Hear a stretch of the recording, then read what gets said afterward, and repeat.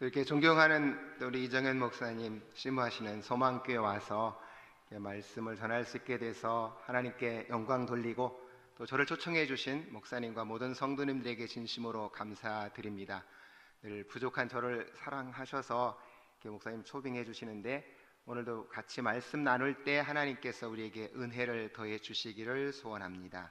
우리 말씀 한 구절 보겠습니다. 디모데전서 1장 17절.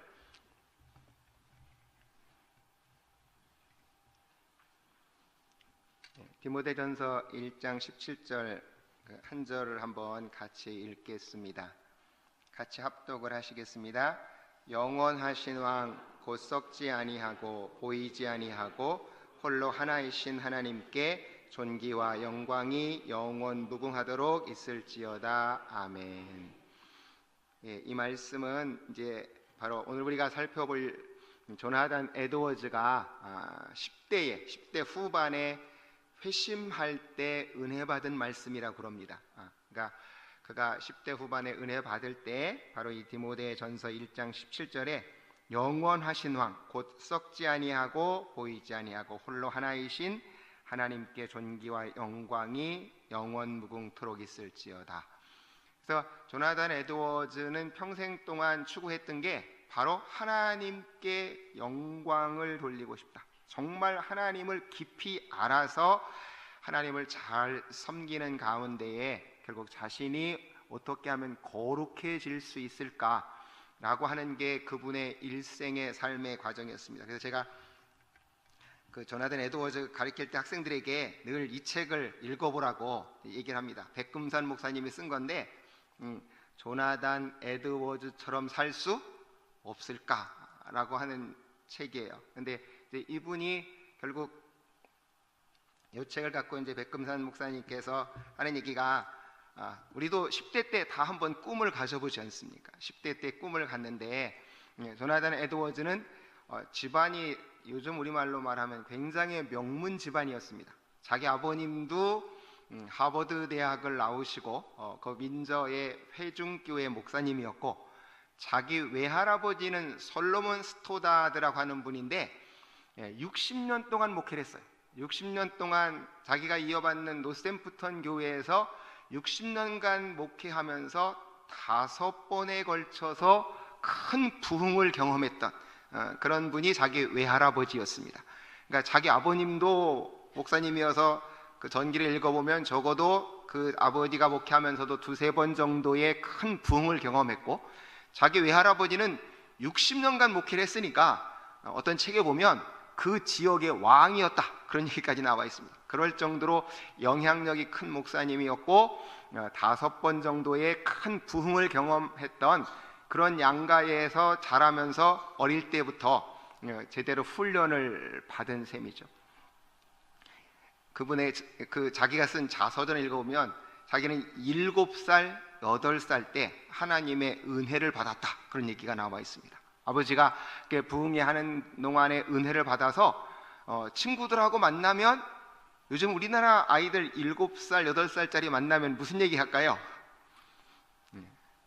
당연히 텔레비전에서 본 뭐든지 자기 재미있는 거 얘기하겠죠. 근데 조나단 에드워즈는 7, 8살 때 그때 은혜를 받아서 친구들하고 만나면 내가 이런 죄를 졌는데 내가 기도하면서 이렇게 회개했다. 그리고 자기들 친구들끼리 이렇게 오두막집을 모아놓고 만들어 놓고 거기서 기도했다. 그런 기록을 해놓을 정도로 어떻게 보면 너무 조숙하다고 그럴까요? 그러니까 7, 8살 때부터 그렇게 하나님의 은혜를 체험을 했고, 아까 말씀한 대로 19, 20살 때 그가 쓴 것이 뭘 썼는가 하니까, 내가 앞으로 하나님 앞에 어떻게 하나님을 섬기며 하나님 앞에서 성숙한 사람이 될까 하는 생각을 하면서요 70가지의 결심문을 씁니다. 그러니까 자기가 70가지를 결심문을 써놓고 그거를 매주마다 읽으면서 내가 이렇게 지켜서 살았나 이거를 검토해 보겠다 해서 70개의 결심문을 써서 그거를 지키면서 평생 동안 살았습니다.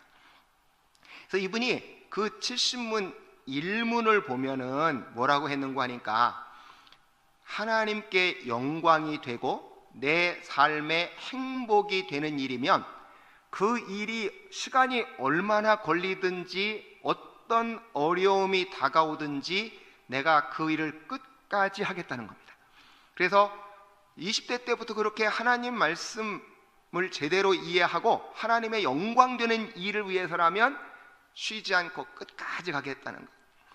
그래서 이분이 성경을 그렇게 깊이 연구하고 설교를 해서 세상에 여러분 중에서 혹시 20세기에 가장 위대한 설교자를 들라면 누굴 들 수 있을까요? 특히 강해 설교를 20세기에 가장 잘하신 분 들라면 소위 이제 마틴 로이드 존스 목사님이라는 분이 있습니다. 목사님 서재에도 가보시면 꽂혀 있을지 모르겠어요. 거기 가보시면 뭐 로마서 강해, 에베소 강해라고 하는 그 책을 쓰신 분이 마틴 로이드 존스 목사님인데, 이 마틴 로이드 존스 목사님도 따지면 천재 같아요. 그러니까 아주 20대 때 이미 영국 왕실 주치의가 될 정도로 뛰어난 목사님이었다고 그래요. 아니, 의사였다고 그래요. 근데 어느 날 이렇게 중고 서점에 가가지고 책을 찾다가 어떤 책을 하나 발견했어요. 이 책이 너무 자기한테 충격을 줘갖고 그 책을 열심히 읽고 나서 신학교도 안 가고 청교도 책을 공부해갖고 스스로 목사님이 된 분이 마틴 로이드 존스 목사님입니다. 그분이 1956년에 제일 첫 번째 쓴 책이 부흥이에요. 리바이벌이라는 책을 썼습니다. 그 리바이벌이라는 책을 쓴데 거기 서문에 읽어보면 그런 얘기를 하고 있어요. 자, 지금까지 인류 역사, 그러니까 옛날부터 시작해서 신학자들 가운데 누가 가장 깊이 있는 신학자일까? 저희가 다 이렇게 연구를 해봤다는 겁니다. 그러니까 그분의 주관적인 평가죠. 마틴 로이드 존스 목사님의 주관적인 평가인데, 누가 가장 깊이 있었나 생각해 보면 종교 개혁자든 어떤 칼빈이나 루터 같은 사람은 자기가 평가해 볼 때 저 히말라야 산맥 정도는 되는 것 같다. 근데 청교도들은 이제 그보다 좀 더 못해갖고 알프스 산 정도의 높이가 있는 것 같다. 그런데 그 히말라야 산의 최고봉, 제일 꼭대기, 바로 거기 누가 있는 거야? 에베레스트 산맥이 있잖아요. 그 에베레스트 산 최정상에 올라간 사람이 누구냐? 그러니까 바로 조나단 에드워즈라는 겁니다.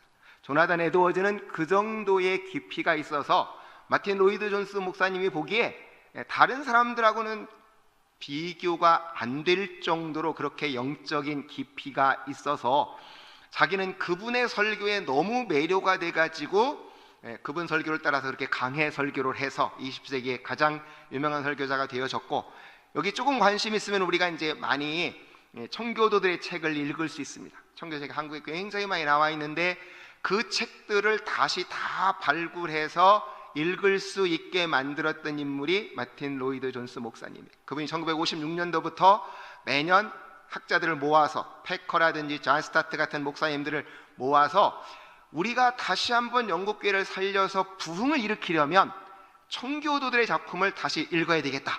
그래서 청교도 작품들을 다 발굴하고 배너 오브 트루스트라고 하는 진리의 깃발이라고 하는 출판사를 만들어서 그 청교도들의 작품을 다 다시 출간해냈고, 그래서 그 책들이 지금 번역돼서 한국에 정말 신앙이 좀 더 깊이를 찾는 많은 신앙인들이 바로 읽어보는 책이 그 청교도들의 책입니다.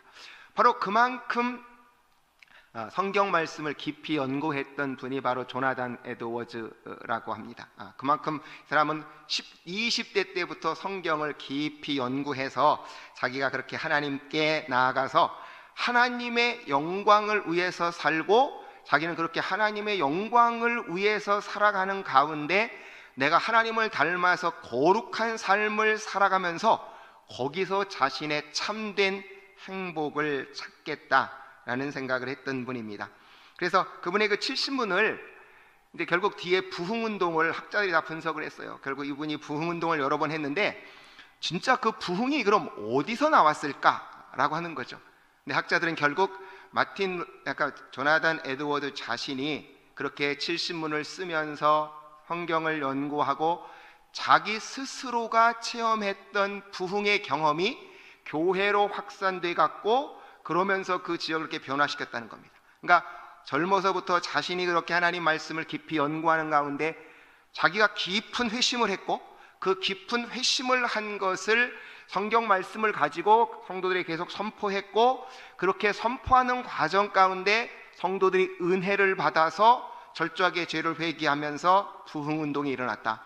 그래서 결국은 조나단 에드워즈가 정말 그 20대 때 그 70문의 결식문을 쓰면서 어떤 생활을 해서 그분 자신이 그 깊은 회심을 체험했고 하나님의 은혜를 깊이 체험했냐라고 하는 거죠. 그래서 이 백금산 목사님이 5가지로 구분을 했어요. 결과적으로 그가 하나님 앞에서 살아가면서 가장 신경을 쓴 일은 시간을 어떻게 하나님 앞에 잘 쓰겠냐라고 하는 겁니다. 우리가 시간을 낭비하지 않게 해서 어떻게 하면 제일 좋을까?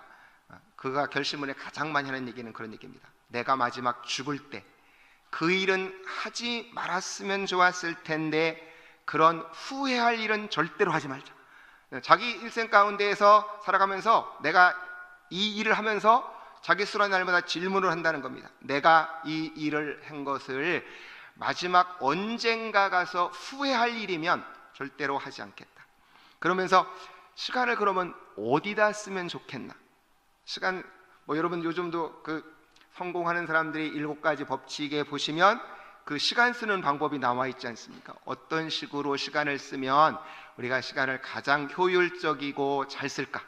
근데 이미 그때보다도 200년 전에 바로 17세기 때에 18세기 때 조나단 에드워즈가 그런 얘기를 하고 있습니다.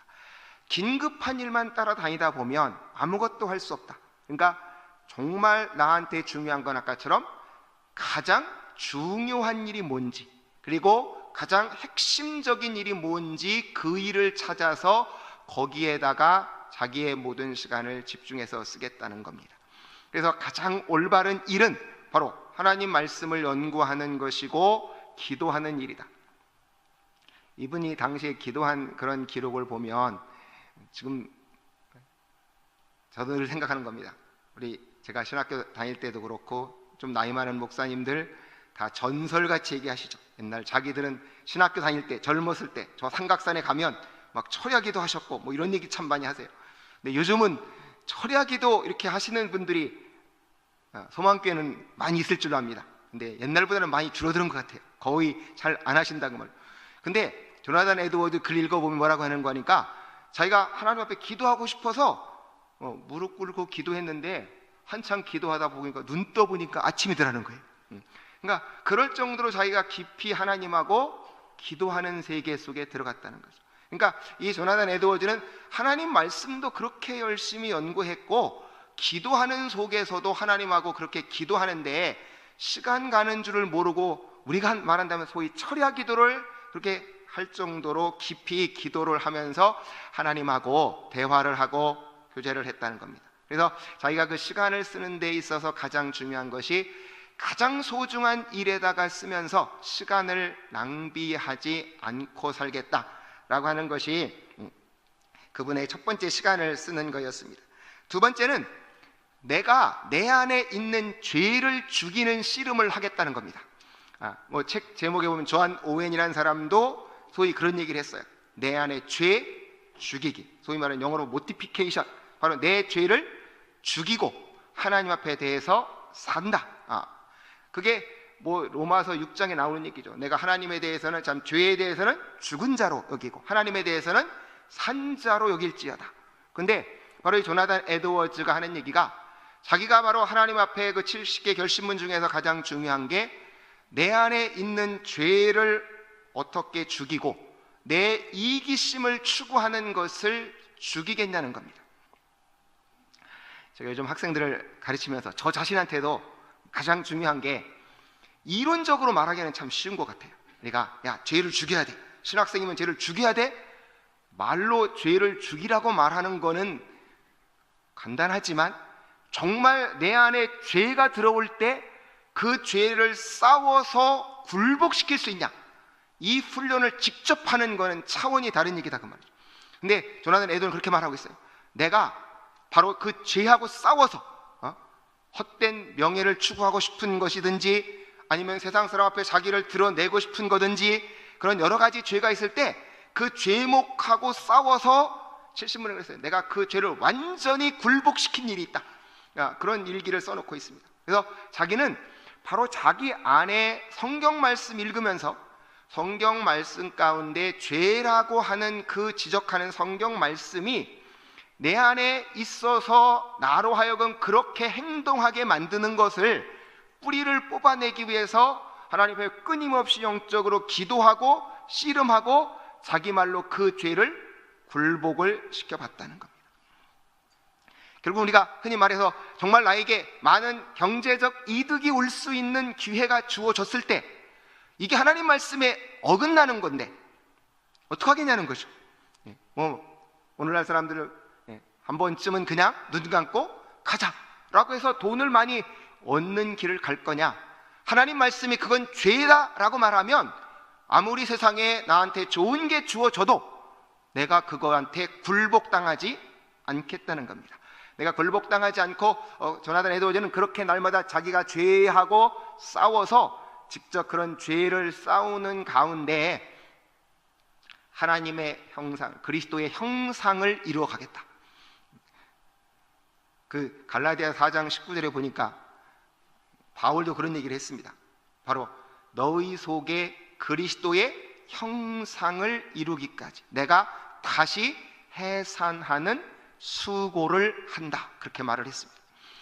그리스도의 형상이 뭘까 하는데 그 로마서 8장 29절에도 보면 하나님께서 미리 아신 자들로 하여금 하나님의 형상을 본받게 하려고 정하시고서 예수님을 맏아들로 삼으셨다, 그래 놨더라고요.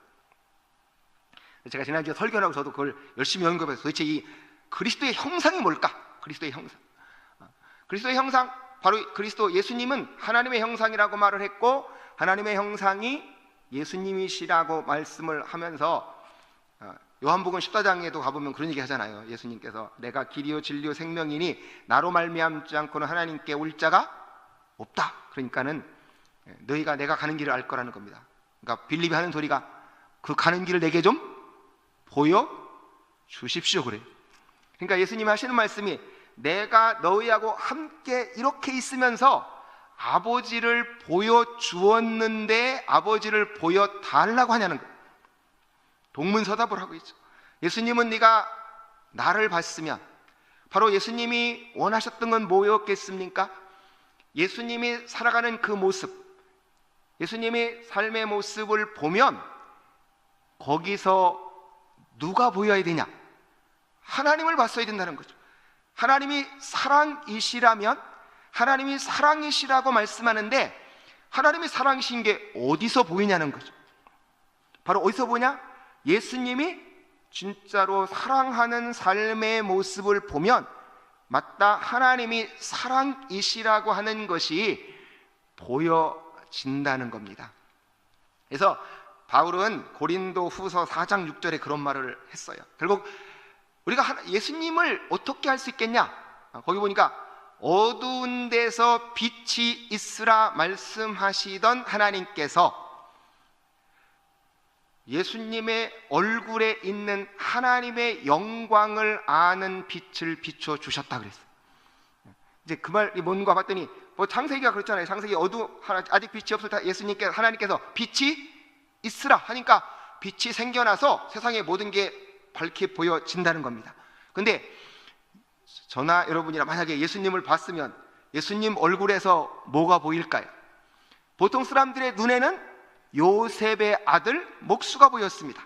근데 하나님이 예수님의 얼굴에 뭐가 나타내는 거 아니까 하나님의 영광을 나타내는 빛이 있대요. 예수님의 얼굴에 하나님의 영광을 나타내는 빛을 보여주면, 그걸 볼 수 있는 빛을 비춰주면 예수님을 통해서 누구를 알 수 있다는 겁니까? 하나님을 알 수 있다는 거죠. 바로 그리스도의 형상이라고 하는 건 바로 예수님께서 보여주는 하나님의 모습, 그것을 우리 속에 이루면 바로 우리는 예수님을 닮아가는 사람이 되어질 거라는 거죠. 바로 이 조나단 에드워즈가 씨름했던 건 바로 하나님의 그 모습, 하나님의 거룩한 모습을 보면서 내 안에 있는 죄를 어떻게 죽이겠냐는 거예요. 그 죽이겠다고 하는 씨름을 하면서 자기 자신과 바로 그런 죄를 죽이는 영적인 싸움 속에서 거룩함을 추구해 갔다는 겁니다. 그러니까 이분의 최고의 관심사는 거룩함이에요. 하나님께서 거룩한 그 모습을 본받아서 나도 죄하고 싸워서 그 죄를 극복하고 거룩한 삶을 살고 싶다. 그게 자기가 아까처럼 70개 결심문을 써놓고 매 주마다 읽어보고요, 연말에 가서는 특별히 더 조사를 해봤다는 겁니다. 내 안에 남아있는 죄가 뭐가 있는지. 그래서 그 죄의 목록을 놓고 하나님 앞에 아직도 내 속에 이런 죄가 나를 지배하고 있고 나를 끌고 가고 있으니 하나님, 내가 이런 죄를 싸워서 이길 수 있도록, 내가 거룩한 삶을 살아갈 수 있도록 해주십시오 라고 하는 게 자기의 70개 결심문 중에 중요한 내용이 그런 영적인 전투를 했다는 겁니다. 그 다음에 세 번째는 바로 철저하고 지속적인 경건의 훈련을 했다는 겁니다. 바로 우리가 이제 경건의 훈련을 할 때 어떻게 하겠냐? 지금 이제 바로 우리가 경건에 이르는 훈련을 하는 과정 가운데에서 가장 핵심은 말씀을 읽고 기도하는 것입니다. 그건 누구도, 제가 학생들에게 늘 하는 얘기입니다. 학생들에게 제가 늘 하는 얘기가, 여러분 가운데에서 오늘 세 끼 밥을 안 먹었는데 저녁에 잘 때 배가 안 고픈 분 손 들어보십시오. 내가 오늘 세 끼를 다 금식했는데 저녁에 잠잘 때 배가 안 고프다. 근데 그러면 일주일 동안 성경 안 읽었는데 그런데 아무 이상이 없다. 그러면 내 영혼은 살았나요, 죽었나요? 제가 학생들 하는 얘기입니다. 그러니까 제가 세례 받을 때 그 목사님이 그렇게 말씀하셨어요. 저한테 목사님이 세례를 주시면서 하는 얘기가, 너희가 육신적인 양식을 날마다 먹어서 육신의 생명을 유지한다면, 네가 오늘부터 세례 받아 거듭났으니까 하나님 말씀을 먹으라는 겁니다. 하나님 말씀 안 먹으려면 밥도 먹지 마라. 그래서 그분이 저한테 한 얘기가, 아침에 무조건 눈 뜨면 성경 말씀 먼저 읽고 그 말씀 붙들고 기도하고 그 다음에 밥 먹어라. 제가 100%는 못 지켰어요. 그런데 하여튼 90% 이상은 지키려고 노력을 합니다. 그러니까 일단 눈 뜨면 성경책 읽는 게. 근데 조나단 에드워즈도 똑같. 결과적으로 말씀을 날마다, 우리가 날마다 말했지 않습니까? 영혼의 뭐라고 했습니까? 양식이다. 영혼의 양식이면 말씀을 안 읽고 어떻게 은혜 받냐? 제가 신학생들이 날마다 하는 얘기입니다. 신학생들이 성경 말씀 안 읽고 신학 공부 백날 하면 할수록 점점 드라이해져 간다. 농담으로 그래요. 정말 신학교 졸업할 때쯤 되면 가슴 속에 은혜가 불 붙어갖고 가서 막 개척하겠다고 불이 붙어야 될 거 아닙니까? 근데 거꾸로 한 얘기를 많이, 우리 목사님도 가서 가르치시지만 학생들 농담이 1학년 때는 목사님이었다가 2학년 때는 장로님 됐다가 3학년 때 되면 평신도가 돼갖고 졸업할 때쯤 되면 내가 목회해야 되나 이런다는 겁니다. 왜 그러냐? 바빠가지고요, 세상에 일하고 공부하는 건 열심히 했는데 성경 말씀은 잘 안 읽는다고 말이죠. 그러니까 지식은 점점 많아지는데 영혼은 드라이해져 간다는 겁니다. 결국은 하나님의 말씀을 읽고 기도하면서 가자. 그래서 결국 조나단 에드워즈는 말씀과 기도를 통해서 하나님과 교제한다. 근데 거기서 한 걸음 조나단 에드워즈가 가장 강조하는 건, 오늘날에 이제 많은 분들은 성경 읽으면서 교리 공부하는 거 이런 거 굉장히 싫어해요. 여기는 안 그럴 줄 압니다. 우리 목사님이 잘 가르치시니까 교리를 잘 알 거라고 믿습니다. 근데 조나단 에드워즈가 하는 얘기는, 성경 말씀은 열심히 읽은 것까지는 좋은데 만약에 성경 말씀 열심히 읽으면서 올바른 교리가 세워지지 않으면 결국은 진리를 분별할 수 없다는 겁니다. 성경 말씀이 진리라면 거기서 가장 중요한 건 그 성경 말씀 내용이 무언지를 명확하게 알아야 그 진리를 갖고 잘못된 것하고 싸울 수 있지 않겠냐는 거. 요즘은 우리나라에서 신천지 때문에 참 난리지 않습니까? 신천지 때문에 난리인데 많은 분들은 교회 다니다가도 이렇게 잘못 끌려간 경우가 있었어요. 근데 제가 아는 분은 공부를 안 하셨어요. 공부를 하나도 안 해갖고 글도 읽을 줄 모르시는 분이에요. 근데 자기가 들었대요. 어디서 뭐라고 들었는고 하니까, 예수 교회 가면 기도를 뭘로 하나요? 당연히 예수님의 이름으로 기도한다고 말이죠. 근데 어떤 분이 자기를 데리고 그 신천지를 간 거예요. 신천지를 가가지고 마지막 끝나더니 안상홍의 이름으로 기도합니다 그러더래요. 그래갖고 이건 이단이다. 그분은 교회도 안 다녔고 공부도 한 적이 없어요. 단지 사람들에 들은 게 교회 가면 예수님의 이름으로 기도한다는 그 말 한마디를 알고 있어서 그들이 안상홍의 이름으로 기도합니다 그럴 때 이건 가짜라고 알고 안 갔다는 거예요. 자기는 교회도 안 다니는 사람, 자기가 그거 하나, 교회 갔을 때 기도 예수님으로 한다는 진리 하나를 알았을 때 그는 거기에 빠져들어가지 않을 수 있었다는 겁니다. 우리가 교회를 다니면서도 말씀을 많이 읽고 그럴 때 올바른 교리를 똑바르게 알아야, 그래야 나중에 보면 이 조나단 에드워즈가 제일 싸우는 게 뭐냐? 알미니안주의자들하고 열심히 싸워요. 열심히 싸워. 그 당시 미국에 이제 점차 새로운 사람이 들어온 게 사람이 내 능력으로 뭔가 할 수 있다라고 하는 이런 생각이 들어왔고, 그래서 잘 알다시피 하버드 대학이 다 이단화돼 버렸어요. 뭐 잘못된 걸로 가서 유니테리언이라는 잘못된 신학으로 가고 할 때 조나단 에드워즈가 그들하고 끊임없이 싸우면서 종교개혁자들이 주장했던 이신칭의의 진리를 설파했습니다. 그 성들의 끊임없이 우리는 사람이 뭔가를 해서 구원받는 게 아니라 바로 예수님께서 십자가상에서 나의 죄를 다 완벽하게 용서해 주셨기 때문에 우리는 예수님을 믿으면 온전한 구원의 확신을 가지고 살아갈 수 있습니다. 그렇게 온전한 확신을 가진 다음에 그 다음에 우리가 하나님의 성품을 닮아가기 원해서, 예수님을 닮아가기 원해서 하나님의 은혜 속에서 성화의 삶을 열심히 살아가야 하지만 내가 노력함으로 구원받을 수는 없다는 겁니다. 그 가장 유명한 말이 하나님의 진노 속에 있는 죄인들이라는 그런 제목의 설교가 있어요. 그분이 뭐라고 했냐?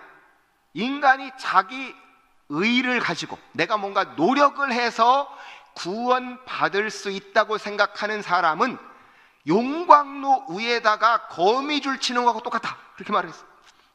용광로 위에다 거미줄 치면 뭐가 남겠습니까? 인간의 행위 가지고는 절대로 구원받을 수 없다. 근데 그분이 그 설교를 하면서 결국 행위로 구원받겠다는 게 잘못되어졌고 하나님의 은혜로 구원받아야 된다, 그리고 죄에서 완전히 떠나가야 된다는 그 설교를 할 때 바로 이 뒤에서 그 사람들이 그 죄에 대한 두려움, 자기가 진정으로 예수님을 영접하지 못한 것에 대한 두려움, 지옥에 대한 두려움, 막 그런 것 때문에 사람들이 여기서 댕굴댕굴 둥글었다고 그래요. 사람들이 막 둥글고 울고 그렇게. 근데 이런 현상이 어디서 벌어지냐? 여러분 잘 알다시피 우리나라 1907년에 평양 대부흥 때도 똑같이 그런 일이 벌어졌어요.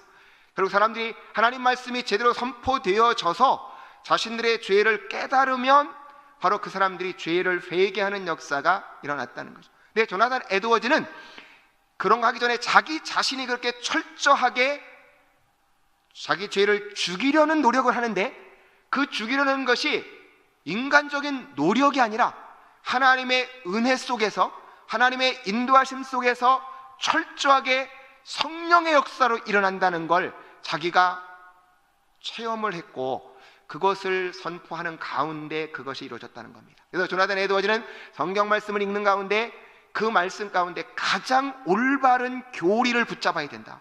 그래야 이 수많은 잘못된 것 속에서 나를 바르게 세울 수 있고 올바르게 자기를 키워갈 수 있다. 농담으로 그런 얘기합니다. 결국 교리를 모르면 몸집만 커진 문어같이 된다. 멸치가 문어 보고 그랬다고 그러지 않습니까? 너는 몸이 흐물흐물해서 몸집만 컸지 뼈다귀가 없다. 그래도 멸치는 뭐가 있다고요? 나는 뼈다귀가 있대요. 나는 뼈다귀에서 나는 똑바로 설 수 있다. 그러니까 우리가 성경 말씀 잘 읽는 것과 동시에 그 말씀 가운데에서 뭐가 중요하냐? 올바른 교리를 정확하게 아는 게 대단히 중요하다는 겁니다. 지금 더군다나 여러분 다 보다시피 얼마나 많은 이단들이 생겨나고 세상에 얼마나 많은 잘못된 생각들이 퍼져가고 있냐. 그래서 결국 지금도 중고등학교 학생들한테 가장 심각한 문제가 이런 동성애 문제입니다. 여러분 있는 부모님들이 자녀들이 학교에 가면 동성애에 대해서 어떻게 배우는지 한번 책 좀 보시면 좋을 것 같아요. 다 보셨겠지만.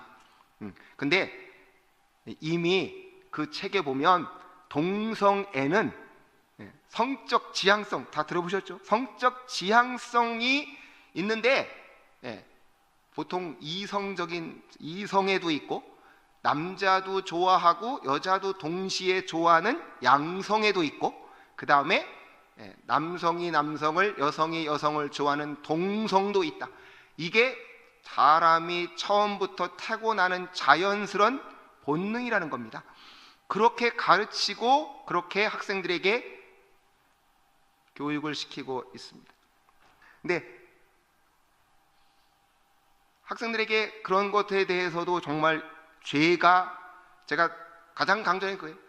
지금 사람들이 얼마 전에 보면 지금 장신대학 안에서도 그것 때문에 신학대학 안에서도 엄청난 논란이 벌어졌어요. 신학생 지금 그런 거에서 세상에서는 뭐라고 말하냐? 동성애는 다 아시다시피 성적 소수자다. 성적 소수자로서 자기들은 세상에서 차별받고 혐오받는 대상이다. 그러니까 우리를 차별하지 말고 혐오하지 말고 소수자로서 우리를 보호해주고, 우리가 당연히 인권을 연약한 사람으로 보호해줘요. 그리고 국가가 그걸 지금 법으로 제정하려고 끊임없이 노력하고 있습니다. 끊임없이 노력해서 인권 위해서 바로 우리는 그런 것하고 싸워서 이기려면 정말 그 동성애가 뭐가 죄인지를 명확하게 알고, 저는 특별하게 우리 있는 부모님들이 자녀들에게 동성애가 죄라는 걸 명확하게 심어주시기를 부탁드리는 겁니다. 중요한 거는요, 어린아이가 태어나서요, 그러니까 어린아이가 태어나서 고기를 먼저 먹으면 어떻게 된다고 얘기합니까? 고기를 먼저 먹으면 야채를 안 먹는데요. 제가 정확한 이유는 잘 모르겠습니다. 고기를 먼저 먹은 아이는 야채를 먹으면 잘 안 먹는다고 그러더라고요. 그래서 가능하면 그 양육하시는 분 얘기하니까 먼저 야채를 먹여서 야채 맛을 안 다음에 고기 맛을 다 같이 먹는데, 일단 고기 맛있는 걸 먼저 맛보면 잘 안 먹는데요. 중요한 건 처음에 뭐를 아느냐가 중요합니다. 학교에서 동성애가 맞다라고 배워놓은 학생을 뜯어 고치려면 굉장히 어렵다고 말이죠. 근데 부모님을 통해서 동성애가 죄다라고 배우고 학교 가서 동성애가 뭐라고 말하면 아닌데 라고 거부한다고 말이죠. 그러니까 우리가 정말 우리 자녀들에게 성경 말씀에 따른 진리를 명확하게 가르쳐줘서 그런 교리를 명확하게 알면 세상에 나가서 그것과 싸울 수 있다는 겁니다. 그래서 바로 조나단 에드워즈가 가장 원했던 건 성경 말씀을 읽으면서 올바른 교리를 무장해서 그걸 가지고 교회를 바르게 세워가자라고 말을 했습니다. 이분은 공부를 얼마나 열심히 했는지 밥을 하루에 자기는 2끼만 먹겠다고 그랬어요. 그러면 서는 소리가, 저나 여러분이나 밥을 많이 먹으면 어떻게 되나요? 밥을 많이 먹으면 졸리더라고요. 왜 졸릴까요? 다 피가 위장으로 가가지고 여기를 소화시키려니까 여기에 머리는 피가 하나도 없대요. 그러니까는 머리가 비었어요. 머리가 비어가지고 계속 졸음만 온답니다. 조나단 에드워즈는 그렇게까지 써놨어요. 70문 가운데 내가 하나님 말씀을 공부하기 위해서 졸면 안 된다는 겁니다. 그래서 밥도 2끼만 먹고 배부르기 전에 밥 그만 먹겠다.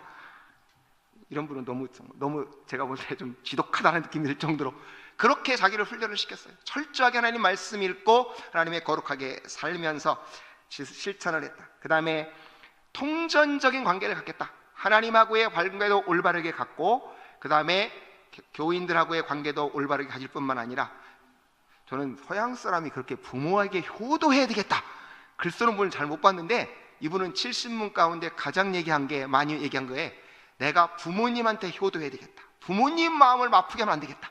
그러니까 성경의 말씀을 읽어보니까 부모님을 존경하고 부모님을 사랑하고 부모님에게 효도하는 게 자신의 본분이니까 자기는 부모님을 사랑하고 존경하면서 효도하겠다고 하는 그런 얘기를 써놨어요. 그래서 자기보다 약한 사람한테 잘 베풀어주겠다. 내가 어떤 사람한테도 복수하지 않겠다. 자기 마음속에서 다른 사람이 나한테 어떤 해를 주더라도, 어떤 일이 있어도 나는 절대로 복수하지 않겠다. 그래서 이 말씀을 읽으면서 그런 생각을 했어요. 그래서 제가 맨날 우리 집 자녀들하고도 싸움할 때도 있고 그렇잖아요. 여러분 자녀들도 마음에 100% 드시나요? 잘 안 될 때가 많은가요?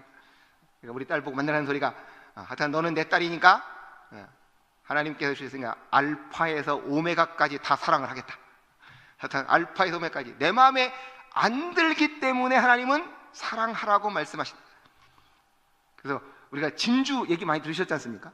진주는 어떻게 생긴다고 들으셨나요? 진주는 이 조개 속에 모래가 들어와가지고 그냥 있으면 모래가 썩어서 죽을 판국이라는 겁니다. 죽을 판국일 때 그 모래가 살기 위해서 자기 몸에서 막 진액을 뿜어내가지고 그걸 다 싸버리면 그게 바로 진주가 된대요. 그래서 제가 여기 지금 아까 이분이 절대로 복수하지 않겠다, 남에게 나쁜 감정 품지 않고 그 죄를 훈련시켜서 올바른 인간관계를 맺겠다 그러는데, 우리가 어떻게 하면 진주 같은 존재가 될 수 있을까? 여기 있는 우리 모든 성도님들이나 저나 어떻게 하면 진주가 될 수 있을까? 그렇죠.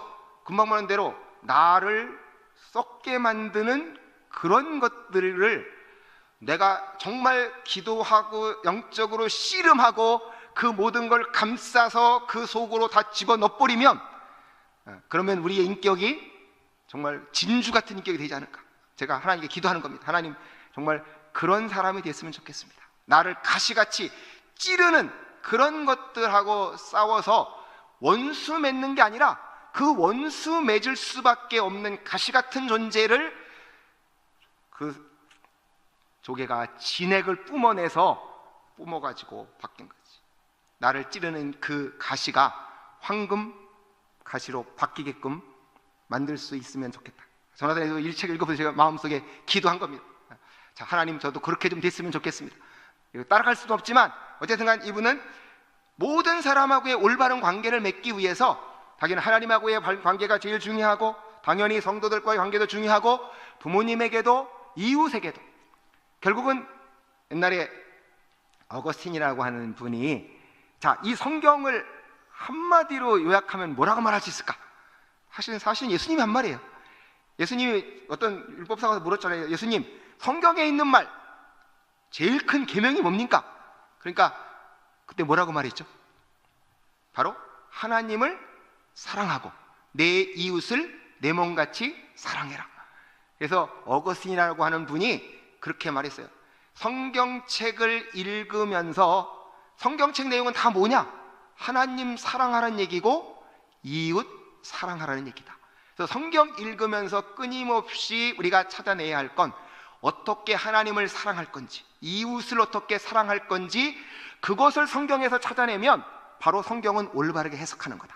바로 성경을 그렇게 해석하는데, 바로 이분도, 조나단 에드워즈도 인간관계를 그렇게 올바르게 맺겠다는 겁니다. 자기가 평생 신앙 훈련하는 거.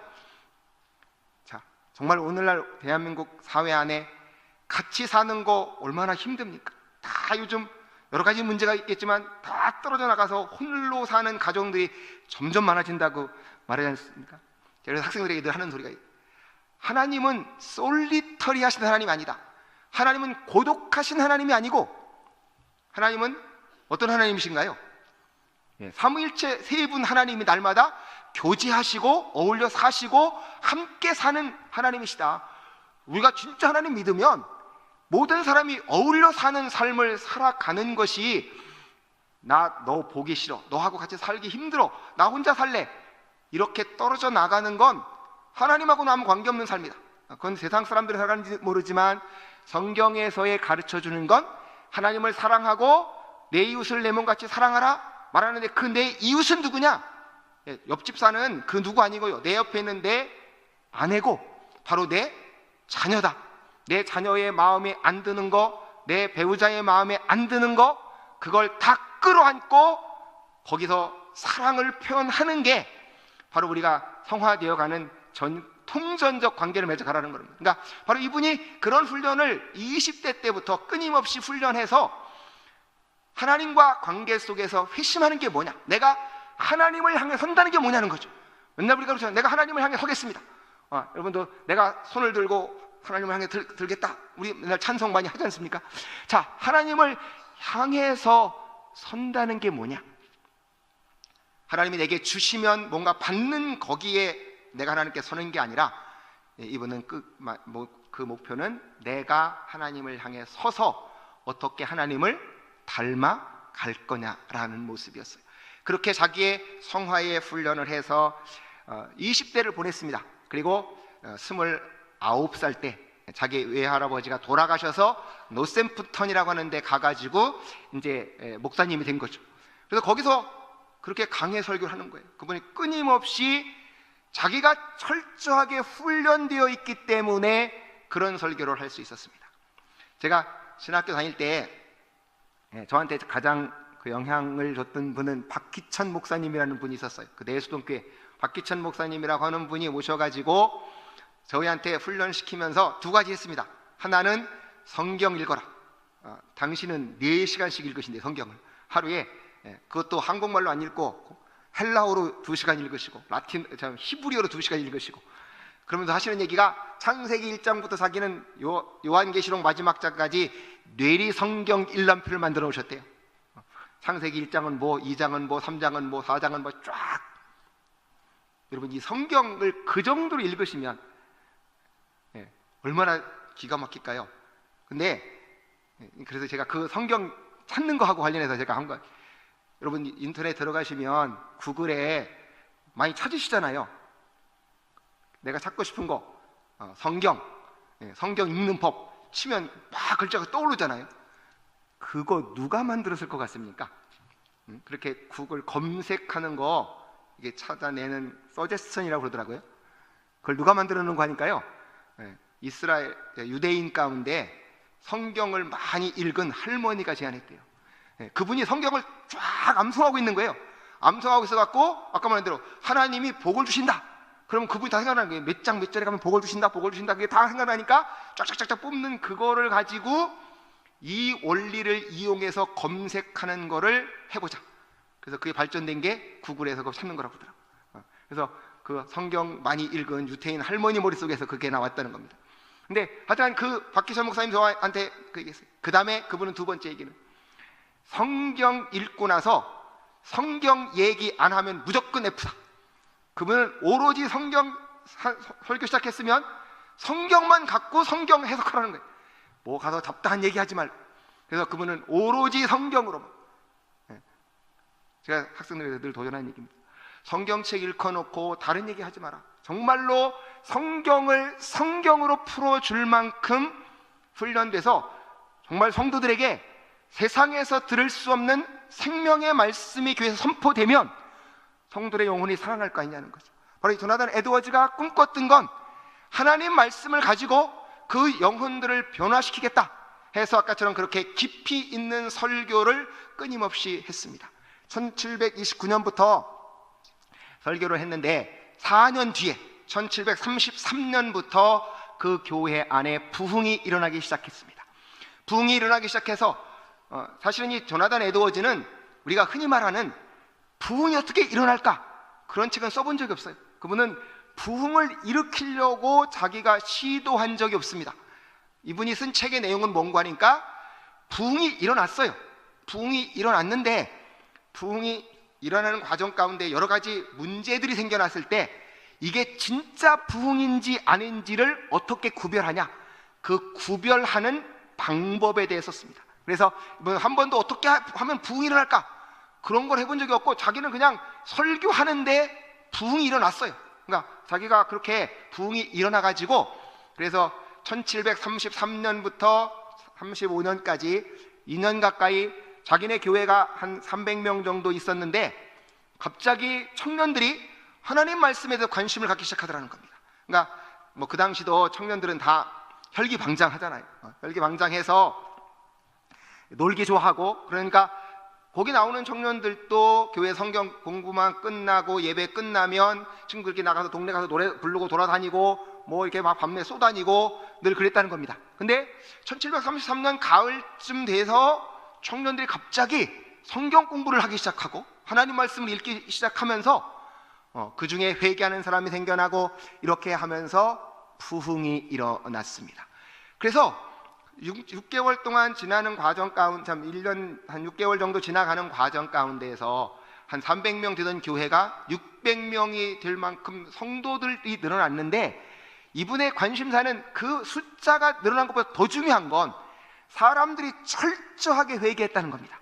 그들의 삶이 너무나 깊이 변화됐다는 거죠. 아까 그럼 청년들이 다니면서 술 마시고 놀러 다니고 재미있게 떠들어대던 친구들이 성경 말씀을 읽으면서 그 성경 말씀 안에서 자기들의 죄악된 걸 버리기 시작했다는 겁니다. 여기 있는 성도님들도 우리가 흔히 말하면 회심하는 게 뭐냐? 회심하는 게 뭐냐? 우리가 예수님 믿는 게 뭐냐? 그러면 많은 분들이 이제 우리나라 안에서 사형리 하시면 늘 그렇게 말씀하잖아요. 사형리 하면 사형리 네 가지 가지키고 마지막에 뭐라고 그럽니까? 예수님 영접하세요. 그리고 영접 기도하면 이제 당신은 구원받았습니다. 이렇게 말한, 그렇게 말해서 그 다음에 그분이 정말 성장하면 좋지만 거기로 끝나버리면 이게 신앙 성장이 전혀 안 될 수도 있다 그 말이죠. 그래서 조나단 에드워즈가 강조하는 건 아까 말씀한 대로 죄를 처절하게 회개함이 없는 단지 입으로의 고백으로는 진정한 회심이 이루어진 게 아니라는 겁니다. 바로 조나단 에드워즈가 그 회심에서 가장 중심으로 봤던 건 아까 말했던 그 청년들의 삶이 변했다는 거예요. 단순하게 교회 나왔다, 예수님 영접했다, 교회 나오는 사람의 숫자가 많아졌다, 그게 관심사가 아니고 지금까지 교회에 그냥 왔다 갔다 하던 친구들이 하나님 말씀을 읽으면서 자기의 죄악된 생활을 버리고 거기서 완전히 죄로부터 돌아서더라는 겁니다. 그래서 결과적으로 청교도들은 회심을 4가지로 말했어요. 첫 번째는 뭐냐? 바로 아까처럼 자기의 죄를 깊이 통회하는 겁니다. 내 죄에 대해서 정말 이 죄가 심각하다라고 하는 걸 느껴야 된다는 거죠. 오늘날 한국교회 많은 얘기하죠. 여기 있는 성도님들 저나 다 누가 죄라는 거 말하면 다 싫어하고 결국은 거의 듣지 않습니다. 가능하면 예수님이 결국은 우리한테 복을 주신다, 이 말을 듣기를 누구나 다 원해요. 그리고 목사님들이 거의 그런 쪽으로 간다는 거죠. 그런데 그 결과는 뭘까요? 한국교회가 정말로 성도들이 많아졌다고도 얘기하고 교회가 커졌다라고도 말하는데 세상에 영향력이 있냐는 거예요. 정말로 기독교인들이 세상에 나가서 영향력을 미쳐가지고 세상을 바꾸는 힘이 있냐? 그런 면에서 본다면 어쩌면 옛날 초대교회보다는 훨씬 더 영향력이 약화된 측면도 부인할 수 없다는 것이죠. 결국 조나단 에드워즈가 그 당시 청교들이 가장 원했던 건 아까 말한 대로 내가 예수님을 믿는다라고 하는 건 죄로부터 철저하게 떠나서 그리고 그거를 철저하게 회개하면서 바로 하나님 앞에 낮아져 겸비해져 가는 거다라고 말하고, 그렇게 죄를 철저하게 버리고 나서 결국은 하나님 앞에 진정한 믿음을 갖는 거다. 조나단 에드워즈는 그걸 다 관찰했습니다. 어떤 사람들은 결국 처음에 아까 말한 대로 죄에 대한 두려움 때문에 예수님에 대해서 공포감을 느끼는 사람까지 생겼다는 거예요. 그 시대에는 정말로 그 죄에 대해서 이 조나단 에드워즈가 깊이 있게 강의하면 여기서까지 사람들이 대걸대걸 구르면서 내가 어떻게 하면 그 죄를 떠날 수 있을까, 그런 영적인 씨름을 했다는 거죠. 그리고 어떤 때는 막 두려워 떨기도 하고, 그것이 빨리 끝나는 사람도 있고 몇 달 가는 사람도 있고. 근데 조나단 에드워즈는 기가 막힌 게 그 사람들을 다 관찰을 하는 겁니다.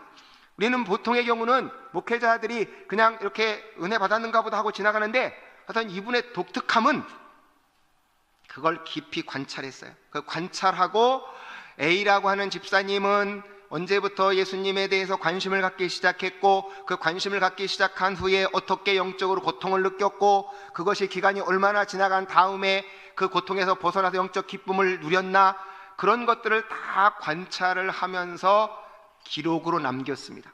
그 책이 이제 보통 한국말로 놀라운 회심 이야기라고 번역이 되어져 있어요. 이제 거기에 바로 놀라운 회심 이야기라는 제목이 붙었는데, 이제 그게 왜 놀라운 회심 이야기라고 붙었는가 하니까 청교도 사람들은 그 회심을 하는 과정이 굉장히 길게 시간이 필요하다라고 봤습니다. 그러니까 적어도 5년, 뭐 길면 10년 그렇게 막 성경 말씀 읽고 씨름하고 죄를 떠나려고 영적으로 씨름해가지고 완전히 사람이 변화됐을 때 그분들은 그걸 성화됐다, 진정한 회심을 했다. 그리고 그 청교도들의 설교를 읽어보면 회심하지 않은 자의 위험성 이런 것들을 굉장히 많이 설교해요. 당신이 그 분들의 표현을 들으면 almost Christian, almost Christian이라는 건 그대로 말하면 유사 기독교인이라는 겁니다. 진짜 기독교인이 아니고 기독교인 같이 보이는데 진짜 기독교인은 아니다. 그래서 유사 기독교인 almost Christian은 진짜로 회심하지 못했다. 그리고 이런 사람들은 잘못하면 어디 가냐? 지옥 간다. 뭐 이래가면서 그분들은 죄를 철저하게 회개해야 된다는 걸 강조하니까 그 회심하는 과정이 굉장히 오래 걸렸다는 겁니다.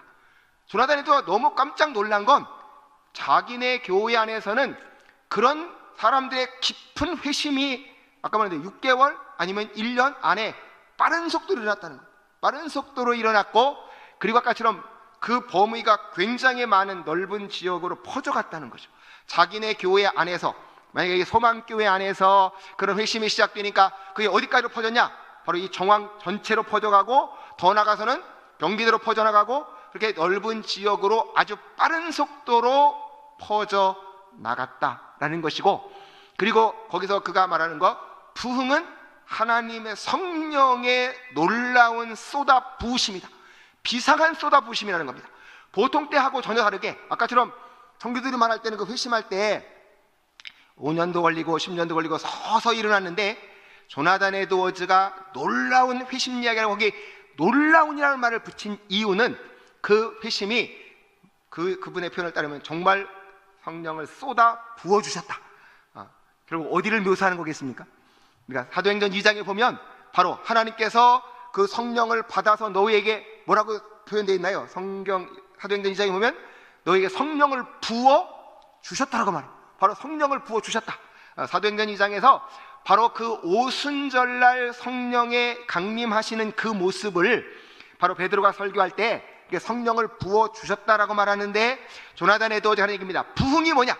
부흥의 가장 핵심은 성령을 하나님이 비상하게 부어주셔서 사람들이 죄로부터 깊이 뉘우치고 회개해서 돌아서면서 그 사람의 인격이 완전히 변화되는 거다. 우리는 보통 부흥하면 지금은 사람들이 많이 막 몰려오는 이걸만 생각한다 그 말이죠. 그런데 조나단 에드워즈는 중요한 건 한 분 한 분이 하나님을 정말 영적으로 깊이 만나서 그 한 분 한 분의 심령이 완전히 변화되는 거라는 겁니다. 부흥의 역사는 결과적으로 그렇게 한 사람 한 사람의 심령이 깊이 변화되면 그 영향력 때문에 결국 그게 어디로 퍼져가겠습니까? 다른 사람에게 퍼져갈 수밖에 없다. 그러니까 결국 옆으로 널리 퍼져가는데 그 부흥의 가장 중심은 성령의 그런 비상한 부어주심 속에서 우리 한 분 한 분의 심령이 하나님의 은혜 속에 깊이 변화되고 그렇게 변화된 사람들을 통해서 다른 사람들에게 은혜의 복음이 전해지면 거기 비상한 부흥의 역사가 일어난다. 그러니까 조나단 에드워즈가 가장 꿈꿨던 부흥은 바로 그거였습니다. 그러니까 자기가 부흥은 사람이 일으킬 수 있는 것도 아니고 사람이 노력한다고 이루어지는 노력이 필요 없다는 얘기가 아닙니다. 노력은 우리가 하지만 그러나 그 열매는 누가 맺게 하시냐? 하나님이 맺게 하신다. 하나님이 맺게 하신다. 그래서 조나단 에드워즈는 부흥을 그렇게 정의했어요. 부흥은 어디에 오냐? 그 부흥을 사모하는 사람들에게 임한다. 사모하는 사람들에게 임하는데 그럼에도 불구하고 성령은 하나님의 주권적인 역사로 성령을 비상하게 부어주어서 그런 사람들의 심령이 완전히 변화되어져서 그것이 널리 퍼져가는 거라는 거죠. 근데 그 당시는 사람들이 그 죄에 대한 두려움이 얼마나 심했는지요. 그런 부흥이 일어나는 과정 가운데 불행한 사건들이 벌어집니다. 어떤 사람들이 죄가 너무 두려운 거예요. 이게 맨날 그런 죄에 대한 두려움에 쌓여갖고 거기에서 어떤 분이 자살을 해버렸어요. 차라리 내가 빨리 천국 가는 게 낫겠다. 이게 여기 자꾸 죄짓하가는 그런 사건이 벌어지면서 그 부흥이 식어버렸습니다. 그러니까 그 당시 사람들은 아까처럼 우리가 죄에 대해서 느끼는 차원하고 아마 그 시대 분들이 느꼈던 그 차원은 상당히 달랐던 것 같아요. 그래서 어쨌든 간에 그런 불행한 사건도 일어나서 두 분이 자살했다는 얘기까지 나와 있습니다. 그래서 부흥이 이제 사그라들었죠. 사그라들었는데 이제 그 책이 아까 그 놀라운 회심 이야기가 1737년에 영국에서 출판이 되어졌습니다. 영국에서 출판이 돼서 그 이야기를 읽으면서 회심한 인물이 누군고 하니까 바로 감리교를 만든 요한 웨슬레였어요. 사실은 요한 웨슬레가요, 영국의 가장 유명한 목사님이었고 성공의 목사님이었는데 완전히 목회다 실패해버렸어요. 완전히 실패해가지고 정말 바닥에 내려앉아서 목회를 어떻게 해야 될지 모르고 있던 상황이었는데 그분이 이제 자기가 그 일기에 써놨어요. 1738년 5월 24일 밤 8시 45분 그렇게 써놨습니다. 그래서 자기가 어떤 성공의 예배 드리고 오다가 은혜가 없어가지고 예배를 드렸는데 힘이 하나도 없이 터덜 걸어오는데 경건 모임, 평신도들이 모여갖고 성경 읽고 말씀 공부하는 그런 경건 모임에 들어갔어요. 그랬더니 거기 루터의 로마서 주석 서문을 읽었습니다. 믿음으로 오직 구원받는다 하는 그 말을 읽을 때 그분이 회심을 해가지고 다시 은혜를 받아서 이제 감리교 부흥운동이 일어났어요. 그때 바로 또 무슨 책을 읽었냐? 조나단 에드워즈의 놀라운 회심 이야기를 읽고 조나단 에드워즈의 그 책을 읽고 나서 웨슬리가 그랬다고 합니다. 이거는 하나님이 하신 일이고 너무나 경이로운 일이다. 그러면서 그도 성령의 역사를 통한 부흥운동을 꿈꾸며 수고하는 가운데 바로 감리교도 생겨나게 되는 역할을 했습니다. 그래서 이 조나단 에드워즈의 그 책은 요한 웨슬리를 움직여서 감리교를 만드는 데도 큰 영향력을 미쳤어요. 그런데 1740년에 다시 부흥이 일어났습니다. 두 번째 부흥이 일어나는데 그때는 이제 바로 그 요한 웨슬리하고 같이 활동했던 조지 휘필드라는 사람이 있었어요. 나이는 25살밖에 안 되는 아주 젊은 사람인데 이분이 와서 이제 미국에서 부흥운동을 다시 일으켰습니다. 일으켜가지고 조나단 에드워즈의 교회에도 와서 설교를 했어요. 그래서 다시 그 교회 안에서도 부흥운동이 일어나기 시작을 해가지고 1740년부터 42년 정도까지 한 3년간 아주 뜨거운 부흥운동이 일어났습니다. 막 이렇게 부흥운동이 일어나니까 거기 가운데서 이제 문제가 생겨났습니다.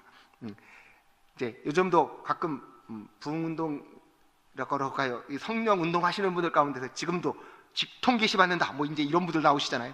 그러니까 그때도 막 부흥운동이 일어나니까 그런 운동이 일어났어요. 데이븐 포트라고 하는 사람이 있었는데 이 목사님이 열광주의자예요. 열광주의자가 돼가지고 조나단 에드워즈 같이 똑같이 은혜 받았다고 다니면서 이제 막 교회 다니면서 사람들한테 설교하는데 아마 옛날 우리나라 이용도 목사님 비슷한 거 한 것 같아요. 이용도 목사님 전기 읽어보면 이분이 굉장히 기도를 많이 했고 은혜 받아갖고 가서 복음을 전하면 은혜 받는 사람들은 막 아주 열광주의자가 되고 은혜 못 받는 사람은 너무 차가운 사람이 돼갖고 막 교회가 쪼개지고 이런 일이 벌어졌다. 그래서 나중에 결국 장로교 안에서 이제 문제가 생겨서 뭐 이렇게 칭의도 받았습니다만 어쨌든 간 이 데이븐 포트가 다니면서 막 그렇게 열광주의를 일으키는 겁니다. 열광주의를 일으키는 분 아니까 부흥운동을 반대하는 목사님들은 저거 봐라. 저 부흥운동은 사람들 감정적으로만 펄펄 끓게 만들고 교회를 어지럽히는 잘못된 거다. 그러니까 부흥운동은 중단돼야 된다 하고 반대하는 찰스 촌시라는 사람이 나왔어요.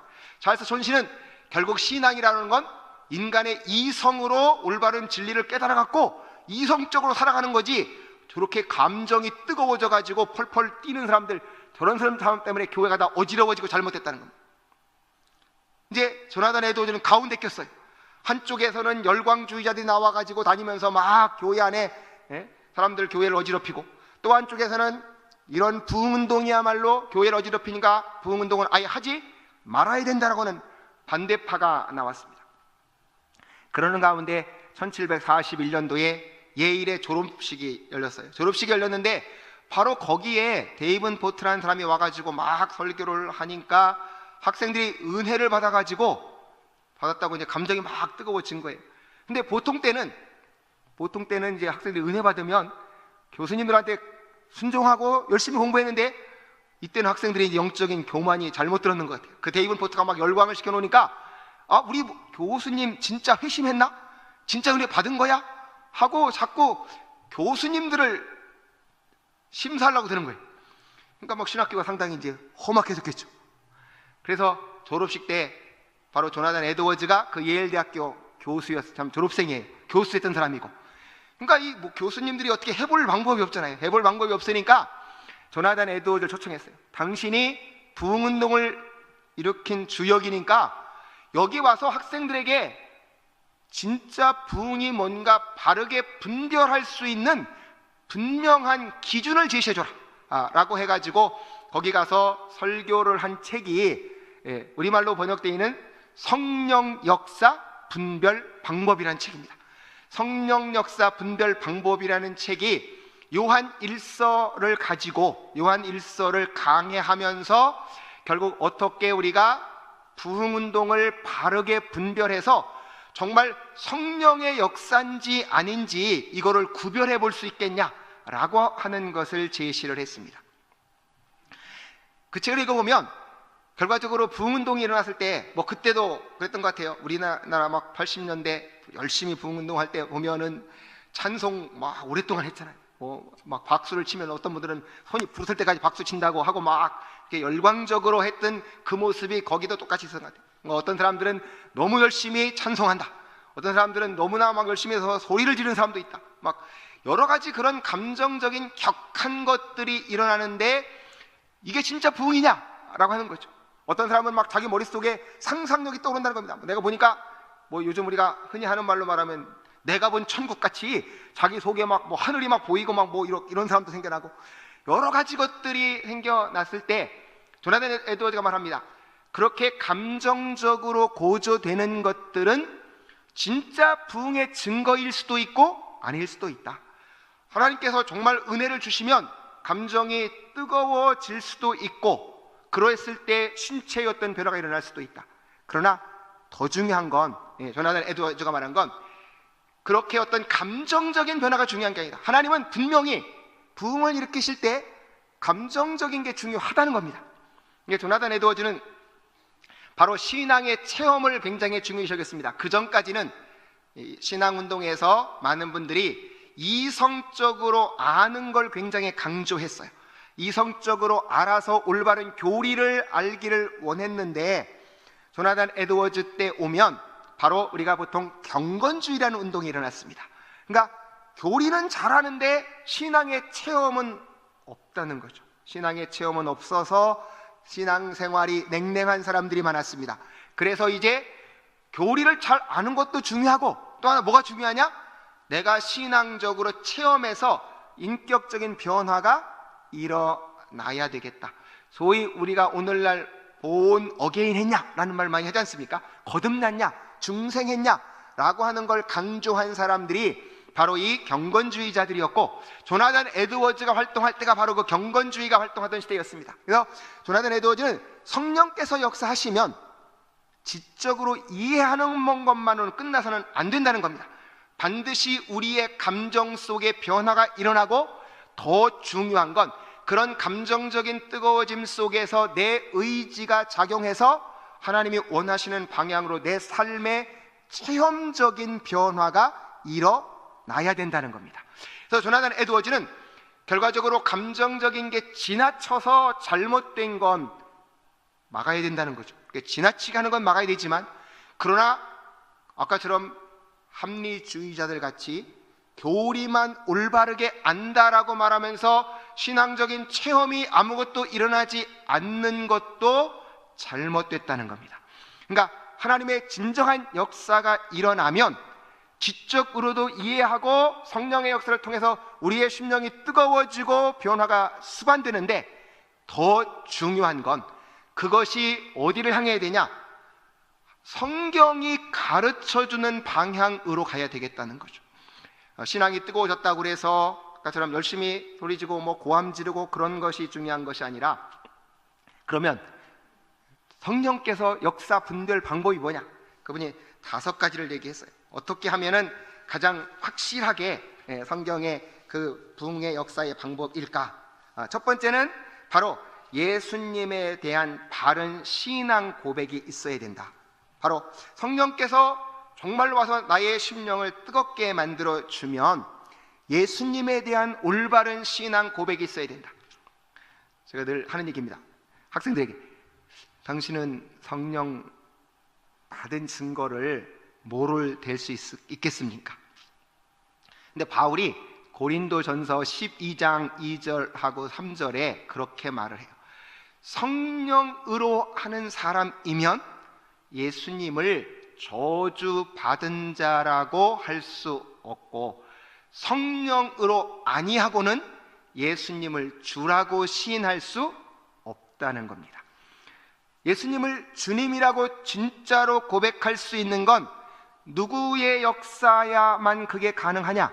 바로 성령의 역사가 있어야 한다는 거죠. 성령께서 진짜로 와서 역사할 때만 예수님을 주님이라고 고백할 수 있다는 겁니다. 결국 그거는 초대교회 당시에 박해 상황에서 하는 얘기죠. 지금 바로 기독교인들을 붙잡아 놓고 로마 관원들이 묻는 얘기입니다. 네가 예수님을 저주받은 자라고 말하면 풀어주겠다는 거예요. 예수님을 저주받은 자라고 말하면 너 풀어주고, 네가 예수님을 주라고 말하면 감옥에 가든지 더 심하면 순교자가 될 수도 있다는 겁니다. 거기서 예수님을 저주받은 자라고 말할 수 있는 사람은 성령 안 받은 사람이라는 거죠. 성령께서 역사하는 성령으로 하는 사람이면 예수님을 저주받은 자라고 말할 수 없다는 거고요. 성령으로 아니하면 그때 예수님을 뭐라고 고백할 수 없다고요? 주라고 고백할 수 없다는 겁니다. 그러니까 예수님을 주님이라고 고백하는 게 그냥 편안할 때 쉽게 내 입으로 하는 거기서 끝나는 게 아니라 내 생명을 걸고서도 나는 예수님을 주님이라고 고백할 수 있게 나를 만드는 건 성령의 역사다 그 말이죠. 어떤 시련, 어떤 역경 속에서도 예수님은 나의 주님이십니다. 나는 주님을 위해서 나의 생명을 바쳐서 살아가겠습니다. 그렇게 주님이라고 고백할 수 있는 건 성령의 역사라는 겁니다. 조나단 에드워즈도 말하는 게 결국은 예수님을 주라고 고백할 수 있는 거, 그렇게 확실하게 고백하고 자기 삶의 주인으로 삼는 사람들이 성령의 역사로 살아가는 사람들이다. 그러니까 성령의 역사의 가장 중요한 건 예수님에 대한 바른 신앙 고백이다. 그러니까 조나단 에드워즈가 자기가 성경을 공부하면서 가장 알기 원했던 거, 정말 누가 가장 소중하고 알고 싶으냐? 예수님이 누구냐는 겁니다. 하나님이 누구냐? 바로 조나단 에드워즈는 그래서 하나님은 알 수 있는 게 뭐겠습니까? 하나님 알 수 있는 거 결국 하나님의 성품이죠. 하나님이 어떤 성품을 가지고 계신가, 그 성품을 날마다 연구하고 그 성품이 나한테 어떻게 나타날 수 있을까, 그래서 나는 어떻게 예수님을 깊이 알아갈 수 있을까. 그래서 그는 예수님에 관한 성경 구절을 날마다 암송하고 그걸 연구하고 정말 예수님은 어떤 분인가. 그렇죠. 정말 여러분도 사랑할 때, 처음 사랑할 때 얼마나 뜨거웠나요? 어떤 목사님 그런 얘기 하더라고요. 자기가 제일 처음에 연애할 때 사랑하는 사람 서로 딱 잡으니까 전력이 5만 볼트가 흘렀대요. 막 몸에 감정이 됐겠죠. 근데 지금은 30년 지나갔고 그렇고 지금은 잡으니까 5볼트도 안 흐르는 것 같다. 농담으로 그러시더라고요. 바로 우리가 예수님을 읽고 성경에서 정말 저나 우리 성도님들이 성경 읽으시면서 뭐가 가장 소중하게 들어오냐는 거예요. 어떤 분들은 하나님이 나한테 한 약속 찾아서 하나님이 나한테 이런 약속해 줬더라, 그게 정말 중요하냐? 근데 조나단 에드워즈가 가장 알기 원했던 건 예수님이 어떤 분인가, 예수님은 나를 위해서 어떤 일을 하셨나, 그 예수님 어떤 분인가, 그 하나님은 어떤 분인지. 여러분도 정말 옆에 아까처럼 사랑하는 사람이면 그 사랑하는 사람의 뭐가 소중하신가요? 그 사랑하는 사람이 갖고 있는 재산이 소중합니까? 정말로 그가 갖고 있는 어떤 재능이 소중합니까? 아니면 그의 그 인격, 그 사람 자체가 소중한가요? 정말 우리가 그를 진짜로 사랑한다면 그 사람 자체가 우리한테 가장 소중한 존재가 되어야 된다면, 바로 조나단 에드워즈는 성령께서 와서 나를 진정으로 부흥시켜서 내가 신앙생활이 정말로 부흥이 됐다면 그 하나님 그 자체, 하나님에 대한 신앙 고백이 깊어져 갔을 때 그게 진정한 부흥이라는 겁니다. 두 번째는 아까처럼 이분은 아까 우리한테 성령께서 오시면 성령은 당연히 거룩한 영입니다. 성령은 거룩한 영이니까 그 거룩한 영은 결국은 뭐하고는 같이 있을 수 없겠습니까? 죄하고는 같이 있을 수 없다는 거예요. 죄와 성령은 상극이기 때문에 정말 성령께서 내 안에 오셔서 나의 삶을 다스리고 이끌어 가시고 지도하신다면 바로 나는 죄와 싸울 수밖에 없고 그 죄를 멀리 떠날 수밖에 없다는 겁니다. 진정한 부흥의 역사는 그래서 날마다 죄에 대한 회개가 동반됐고 그 죄를 떠나가면서 삶의 진정한 변화가 일어난다. 그래서 바로 조나단의 두 번째는 죄에 대한 각성과 회개가 수반되어지면 그러면 거기 진정한 부흥이다. 죄에 대한 각성과 회개가 없다면 뭐 아무리 펄펄 뛰고 뭐 환상이 보이고 뭐 천국 왔다고 말해도 그거는 진정한 부흥과는 관계가 없다는 겁니다. 세 번째 말하는 거랑 같은 성경에 대한 깊은 관심이 생겨난다. 성경 말씀을 깊이 연구하게 되어질 것이고, 아까 네 번째 그는 말했습니다. 성경 말씀 읽으면서 하나님을 올바르게 알아서 교리에 대한 관심을 가질 거다. 그리고 아까 말한 대로 성경 말씀은 한마디로 말하면 하나님 사랑하고 사람 사랑하는 거다. 그래서 성령께서 오셔서 우리의 심령을 부흥시키면 궁극적으로 하나님에 대해서 더 사랑하고 이웃에 대해서 사랑할 거다. 그렇게 말하면서 올바르게 분별해 보면서 결국 부흥운동을 반대하는 사람들에게, 부흥운동을 반대하는 그 사람들, 그 당시에 하는 얘기입니다. 부흥운동의 성령의 역사가 일어나지만 거기에 잘못된 게 수반될 수도 있다는 거죠. 그 부분에 잘못된 것 때문에 부흥운동 전체를 거부해서는 안 된다. 그러니까 그 가운데 잘못된 것들은 우리가 바로 잡으면서 올바른 걸 지켜나가야 되겠고, 중립을 지키겠다 하는 사람들에게 조나단은 이거 지금 일어나는 건 성령께서 일으키는 거니까 반드시 우리는 거기에 동참해야 된다.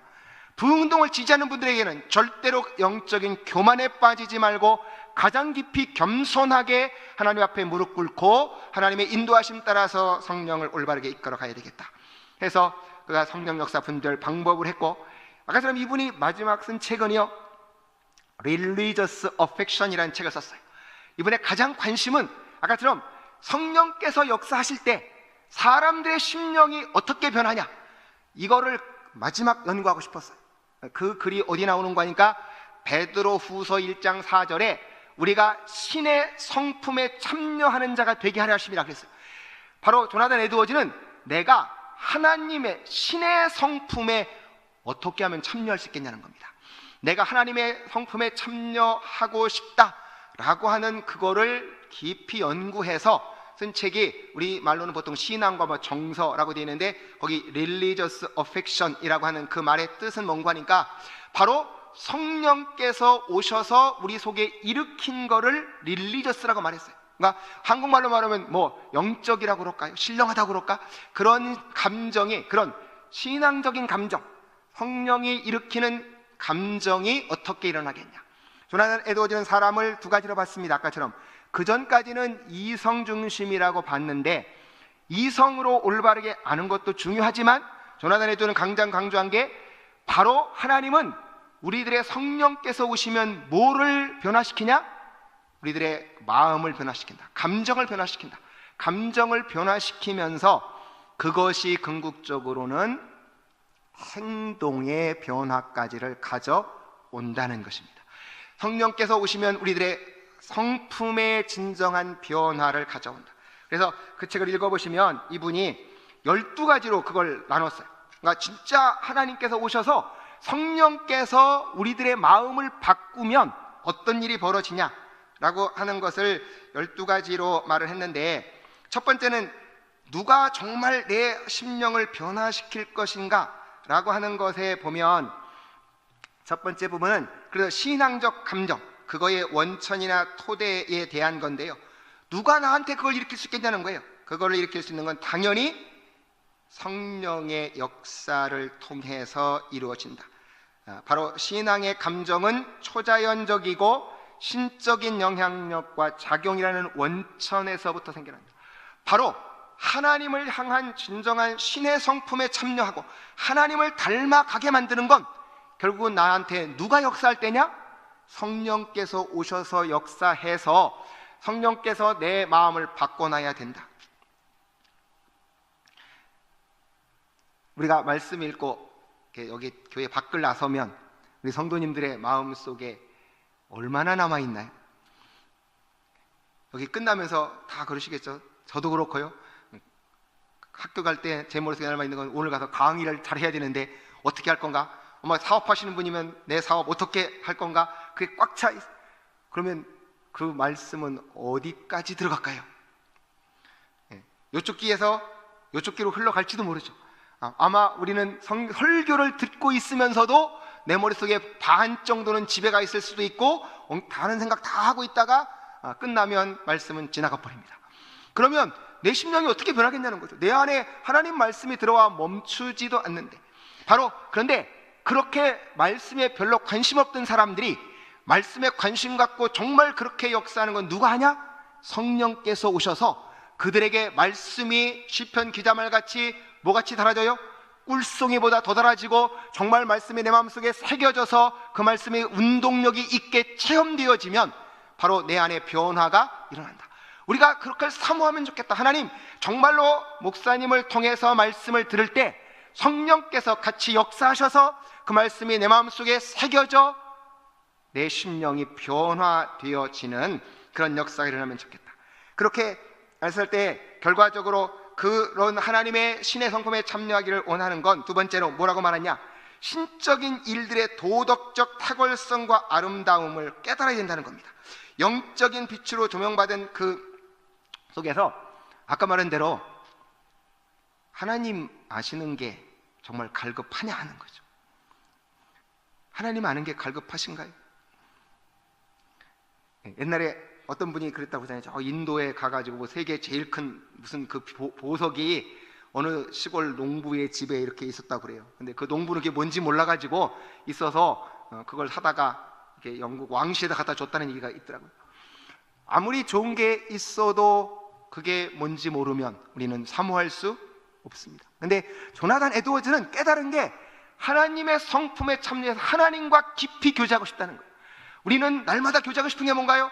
정말 내가 돈을 많이 벌 수 있다면 그것이 내가 너무나 가슴 떨리는 일이고, 정말 세상에 뭔가 내가 원하는 그거 얻는 거는 내 가슴이 뛰는데, 하나님 아는데 우리는 얼마나 관심이 있냐는 거죠. 근데 조나단 에드워즈는 하나님의 그 영적인 아름다움, 도덕적 선, 그게 자기는 너무 알고 싶다는 거예요.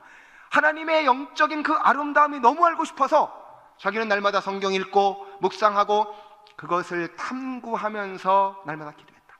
그러면서 성령께서 내 안에 오셔서 변화를 일으키시면 어떤 일이 벌어지냐? 그 하나님의 성품의 도덕적인 아름다움, 그 하나님의 성품의 영적인 아름다움이 뭔지 내게 비추어져서 그것 토대 위에 내 인생의 성품이 바뀌어져 간다는 겁니다. 저도 이 말 읽을 때마다 하나님, 저는 여기 정말 10%만 따라가도 소원이 없겠습니다. 날마다 우리는 아까처럼 너무나 세상적인 게 많이 따라가는데 이분의 마음속에서는 그 하나님을 알고 싶은, 하나님의 그 놀라우신 은혜, 하나님의 그 깊으신 성품, 그거를 알고 싶은 그 열망이 그렇게 깊이 있었습니다. 자, 그렇게 성령께서 내 안에 비추어 주셔서 하나님의 그런 것들을 사모하면 나 안에 어떤 일이 벌어지냐? 두 번째는 그렇게 말했습니다. 바로 하나님을 그렇게 깊이 알아가면 다섯 번째 표지가요, 신앙적 감정에 영적 확신이 생긴다는 겁니다. 영적인 확신이 생겨난다. 결국 우리가 이 세상에 살아가면서 정말 내 인생이 든든한가요? 날마다 불안합니까? 우리 많은 분들 번지 점프 하시잖아요. 그 번지 점프, 그 공중에서 뛰어내리는 분들 보면 참 저는 간이 오그라 붙을 것 같아요. 근데 뭘 믿고 뛰어내리시나요?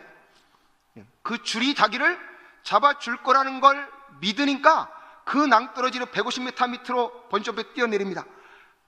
그에게 아마 이 줄 끊어질 거라는 의심이 들어오면 죽었다 깨나도 못할 겁니다. 남이 밀어 넣어도 안 내려갈 거다, 그 말이죠. 그런데 바로 그 줄이 나를 확실하게 담보해 준다는 그 믿음이 있으면 그들은 뛰어내갈 수 있습니다. 우리가 정말 이 땅에 살면서 어디에서 담력이 생길까요? 바로 조나단 에드워즈는 그렇게 하나님의 깊은 은혜를 체험해서 성령께서 내 안에 움직이시면서 내 성품을 신의 성품에 변화되어 참여하게 만드는 걸 체험하고 나면 바로 내 인생을 하나님이 그렇게 잡고 있다는 영적 확신이 생겨난다는 겁니다. 영적 확신. 바로 루터가 종교개혁할 수 있었던 것도 뭐 때문이었냐? 루터가 그렇게 박해를 받고 로마 카톨릭이 반대함에도 불구하고 종교개혁할 수 있었던 건 바로 예수님께서 십자가상에서 나의 죄를 다 씻어주시고 그 예수님의 의를 나한테 넘겨주셨기 때문에 나는 지금 죽어도 구원받을 수 있다는 그 확신 때문이었습니다. 세상에서 그 무엇도 나를 지탱해 줄 수 없지만 하나님의 그 구원의 놀라운 은혜가 나를 잡고 있는 한 나는 천국 갈 수 있다고 하는 확신이 있기 때문에 자신은 그 많은 반대, 조롱, 모든 걸 만나도 갈 수 있었던 건 구원에 대한 확신이었습니다. 바로 조나단 에드워즈도 사람들에게 계속 말하는 게 바로 그 이신칭의를 통한 우리의 구원의 확신이고, 그렇게 우리의 삶을 하나님이 잡으셨다면 우리의 삶도 그런 확신을 가지고 살아갈 수 있겠다. 그리고 진정으로 성령께서 오시면 우리 삶 가운데 진정한 겸손, 복음적 겸손이 올 것이고 본성이 변화되고 양 같고 비둘기 같은 기질이 나타날 거다. 바로 예수님께서 그 양 같은 모습, 비둘기 같은 모습이 있다고 말씀하시는데 바로 우리도 그런 성품으로, 그러니까 조나단 에드워즈가 가장 원한 건 우리의 성품이 바뀐다는 겁니다. 성령을 통해서 하나님을 닮아 가려고 그렇게 하면 자기 속에 그런 하나님의 아까처럼 양 같고 비둘기 같은 그런 영적 기질이 생겨나게 될 것이고, 가장 중요한 것 중에 하나는 부드러워진다는 겁니다. 정말로 하나님의 은혜가 받은 사람 성령이 변화시키면 바로 이 조나단 에드워즈는 부드러워졌다는 거예요. 저는 정말로 한국에 이런 은혜가 임했으면 좋겠습니다. 여기는 성도님들 정말 다 그러실 거라고 믿지만 여러분, 대한민국 사회 얼마나 험악합니까? 차 한 번만 끼어들어가도 막 무슨 사건이 벌어지고, 한국 사람들의 심령이 어찌 보면 너무나 정말 굳어져 있는 건 아닌지 모르겠어요. 그러니까 우리가 잘 살아진 게 뭔가요? 정말 풍요로워졌다는 게 뭡니까? 이 모든 게 물질이 풍요로워졌고 모든 게 잘 살아졌다는데 사람들의 마음은 점점 굳어져 간다면 이건 정말 비극이다 그 말. 근데 정말 우리는 하나님의 부흥을 사모하면서 하나님 우리에게 오셔서 정말 부드러운 심령을 주십시오. 근데 조나단 에드워즈는 그렇게 성령께서 오시면 우리 가운데 부드러운 심령이 생겨날 것이다. 그래서 결국 이분은 마지막 그 결실은 뭐냐? 그렇게 마지막 그런 열매가 반드시 나타날 거다. 성령의 열매, 사랑과 희락과 화평과 오래 참음과 자비와 양선과 충성 같은 열매가 반드시 나타나서 사람들에게 그런 증거로 나타날 거라는 거죠. 저는 바로 저에게 날마다 소망하는 겁니다. 하나님, 저는 조나단 에드워즈의 이걸 읽으면 이건 저하고는 차원이 달라서 저는 정말 이건 늘 느끼는 겁니다. 하나님, 조나단 에드워즈는 영적으로 너무 높이 있어가지고 저는 따라갈 수가 없습니다. 그렇지만 하나님, 그래도 저에게도 그런 은혜를 좀 주십시오. 제가 학생들을 가르치는데 그래도 내가 가르친 사람 중에 나 때문에 은혜 받아서 대한민국을 움직이는 어떤 그래도 신학생 한 명이 나올 수 있게 해주십시오. 대한민국을 움직일 수 있는 영적 거성 하나가 나올 수 있는 뭔가는 하고 가야 될 거 아닙니까? 조나단 에드워즈 같이 정말 하나님께 쓰임받는 그런 제자들을 만들어냈으면 좋겠습니다 하는 게 제 늘 소망입니다. 조나단 에드워즈가 마지막 쓴 책이 뭔가 하니까 기도 합주회라는 책을 썼어요. 기도 합주회. 이게 스갈에서 8장 21절에서 23절까지 갖고 쓴 책인데요, 결국은 조나단 에드워즈가 꿈꾸는 게 하나님 진정한 부흥을 주셔서 다시 한번 전 세계까지 복음이 증거되게 하십시오. 근데 그걸 위해서 혼자 기도해서는 안 되겠다. 모든 교회가 연합해서 기도하고 더 나가면 그 당시는 저 바다 건너 스코틀랜드하고 미국하고 같이 했어요. 두 나라가 같이 해갖고 처음에는 2년간 해보다가 1774년부터 6년까지 2년 해보고 하나님께서 은혜를 주시니까 7년 더 하자. 그래서 1754년까지 7년 동안 4개월에 한 번씩은 하루 종일을 기도했다고 해요. 하루 종일을 기도하고 나머지는 토요일 날 주일 날마다 계속 기도해서 한 사람 두 사람이 아닌 영국과 그 당시 미국과 스코틀랜드 두 나라의 교회가 연합으로 하면서 하나님 성령의 진정한 부흥을 주셔서 우리가 변화되게 하시고 궁극적으로는 미국이 변화되게 하시고 땅끝까지 복음이 증거되게 하십시오. 그래서 저는 오늘 우리가 부흥을 꿈꿀 때 이 말씀 두 가지만 드리고 마치겠습니다. 하나님, 우리들의 심령 속에서 정말 내 심령이 성령의 은혜로 내가 먼저 깨지고 변화되기 원합니다. 정말 소망교회의 진정한 부흥은, 저는 안양대학교 신학대학의 부흥은 제가 진정으로 깨지면 이루어질 줄로 믿습니다. 제가 진정으로 깨져서 제가 하나님이 원하시는 그 거룩한 성품을 담고 학생들에게 그걸 전수해 줄 수 있다면 그런 부흥이 시작될 것이고, 저는 바로 목사님도 그런 하나님의 부흥을 사모해서 이 모임을 만드시고 우리 같이 이렇게 힘쓰고 하나님께 은혜를 사모하는 줄로 믿습니다. 하나님, 우리에게 성령을 비상하게 부어주셔서 우리가 죄악에서 떠나게 하시고 하나님의 은혜를 사모하게 하시고 우리가 예수님 닮아가게 하여 주옵소서. 하나님, 또 하나, 하나님, 우리가 정말로 다시 한번 한국교회 안에 그런 부흥이 임하기 원해서 우리가 기도 합주회를 할 수 있게 하여 주옵소서. 우리 소망교회가 그런 기도 합주회에 앞장서게 하시고 정말 이 정황지역의 모든 교회들이 연합하게 하시고 한국이 다시 한번 연합되어서 하나님 앞에 기도하게 하여 주시옵소서. 정말 옛날에 우리 선배들이 철야 기도했습니다, 뭐 했습니다는 이야기를 듣는 사람이 아니라 하나님, 제가 다시 한번 철야 기도하는 자가 되고 정말 이 나라를 깨우는 기도의 선봉장에 서겠습니다. 조나단 에드워즈가 그렇게 기도 합주회를 하면서 하나님께 구하고 찾으면 하나님이 은혜를 주실 거라는 믿음 속에 도전했는데, 우리는 다시 한번 그렇게 내가 그 부흥에 앞장서서 은혜를 사모하며 하나님 앞에 기도 합주회를 하는 주역이 되겠습니다. 기도하기를 원합니다. 기도하시겠습니다.